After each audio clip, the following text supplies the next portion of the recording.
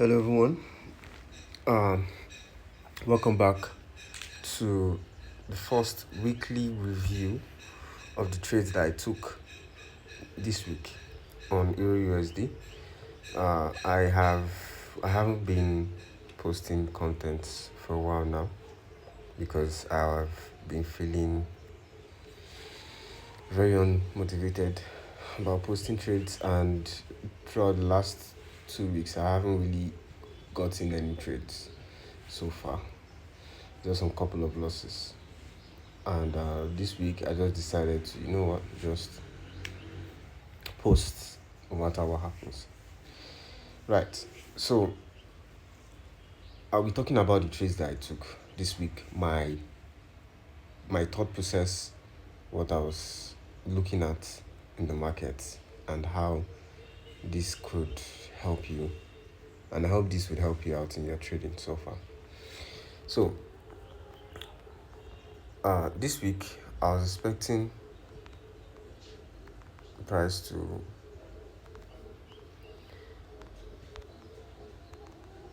so I was expecting price to take this low and then move higher. So I was expecting Monday to form this range, Tuesday to come lower, and Wednesday, Thursday move higher. So I was taking this candle as my CRT, right? As the CRT candle. But we did not get that on Monday, and on Tuesday we did not get that also. So on Tuesday, when price closed inside of the range right here, I saw that we reacted from this breaker block, and this is also the discount of the range, right? That was also the discount of the range right there. So I was expecting price to move lower from here, tap this fair value gap, right, and then we move higher. So I was expecting Tuesday to meet the low of the week and move lower from there. So when I saw this, I went down to the 4 hours time frame, and as you can see on the 4 hours time frame, we have this long ass candle right here. So I was expecting price to form the model one right here, and then I would have been more certain to move price lower, right? So after seeing all of that, I wanted taking a trade. I took a trade here. Now, what's the thought process for this trade? Since my buyers has changed to bearish, I was looking for movement. I was looking for trades to purge, to tap into a fair value gap, into this fair value gap right here, to move lower, right? And that fair value gap was a swing, was a manipulation swing on the 1 hour time frame, right? So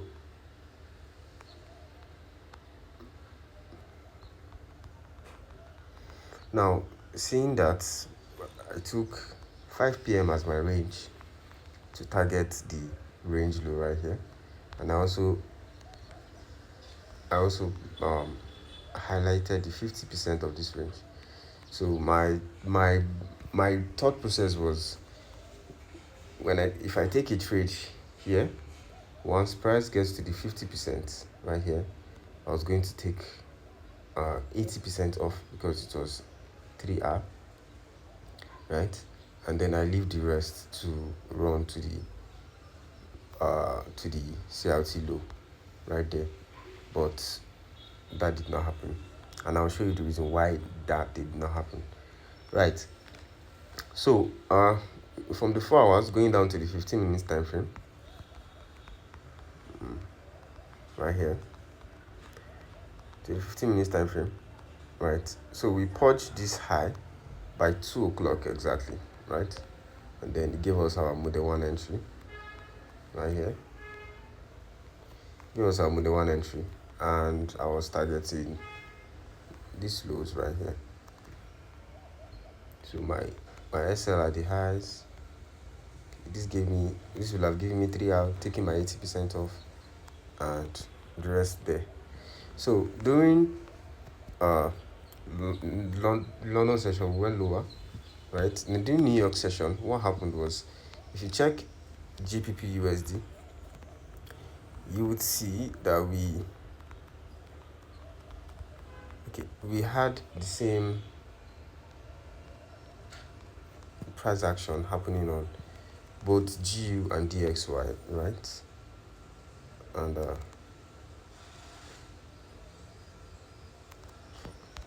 yeah, so we had the same price action, and we had Friday as the CLT also. And then, as you can see, price completed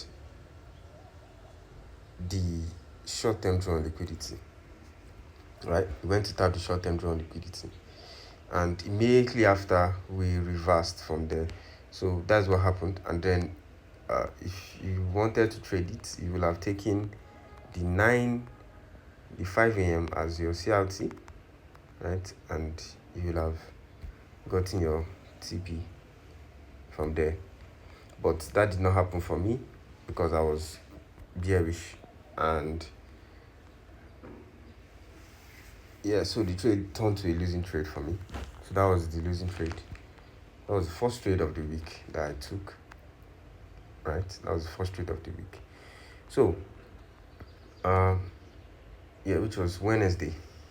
On Thursday, there was no trade on Thursday because price just kept moving higher.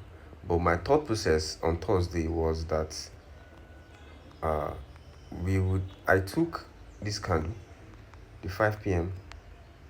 candle, as my CLT, because I was expecting price to come to this body of the order block here, inside back candle, which is my favorite kind of CLT, to tap it, to move lower, right? Move lower, tap, and then we can continue to move higher. And this was because of my bias, because we reacted from this proportion block, right? Reacting from this proportion block to move higher. So that solidified my buy bias for Thursday. But we did not get that. Why? Because we had SMT with GU again. We had yes, as you can see, we had the same price action, but DXY swept the low right here, while EU did not sweep the low. When I saw this, I went down to the lower time frames to try and look for entries, but I could not get the entry right here because I was expecting price to give me something, and it did not give me what I wanted, so I just stayed out of the trade, right? So then during the New York session, I was expecting 1 a.m. would form, 9 a.m. would form inside of the range, and then 9 a.m. would come and sweep the 5 a.m. low into this fair value gap, and then continue moving higher from there. And this was also a range on the 15 minutes, right? This was also a range on the 15 minutes. Let me remove all this. Yeah, so this was also a range on the 15 minutes time frame, as you can see. So I was expecting price to, move lower, but then price did not do that. Instead, just kept moving higher during New York session, kept moving higher from there. So I could not get any trade on Thursday. Now moving to the last day of the trading week, Friday. Now we had a close below, right here, close above rather. So I was expecting higher prices to complete the weekly CLT right here. So I was expecting price to complete it on Friday, and then we form a reversal weekly Friday reversal. So that's that was what I had during moving in to Friday, either a reversal or a continuation to just complete it, and 9 a.m. would reverse, right? But that was not the case. So on the 4 hours time frame, I had these buyers. As you can see, we had an inside bar candle right here. So I was expecting price to complete the inside bar and then move higher from there. And this was also, and I also took this 5 a.m. candle as the range. Why? Because on the 1 hour time frame, it looks more logical on the 1 hour time frame, right? And we also have the same price action on the 1 hour time frame on DXY also. So I want the same price action on the 1 hour time frame. And yeah,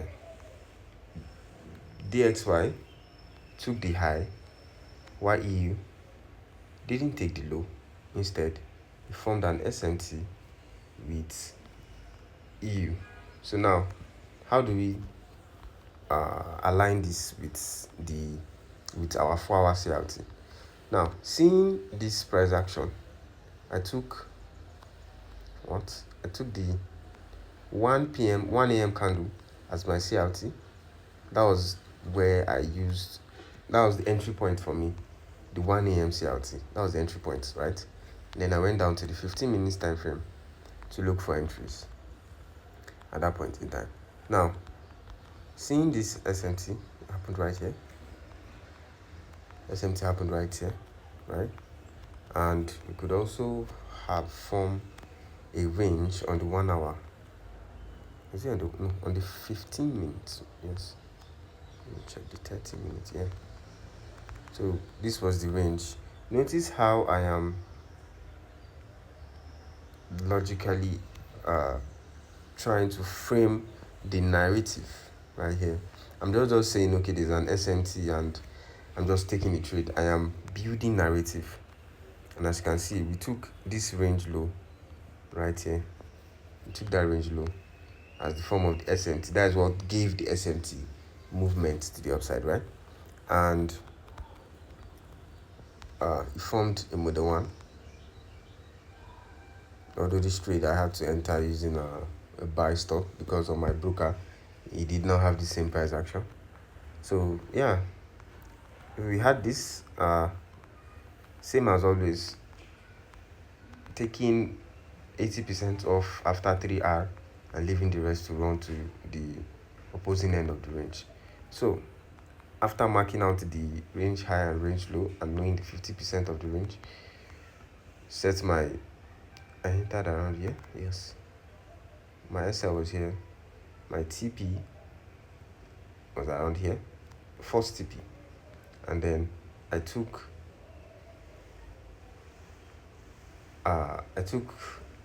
the 3%. I took the 80% off here and put my stop loss at break even, and I let the rest ride. And as you can see, price came down to stop loss out at break even.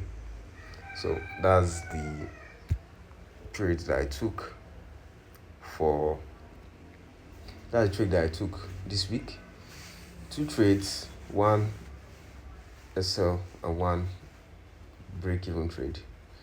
So yeah, it got me 0.25% so far. So yeah, so that's that about that, and I wish you guys the best. Bye bye.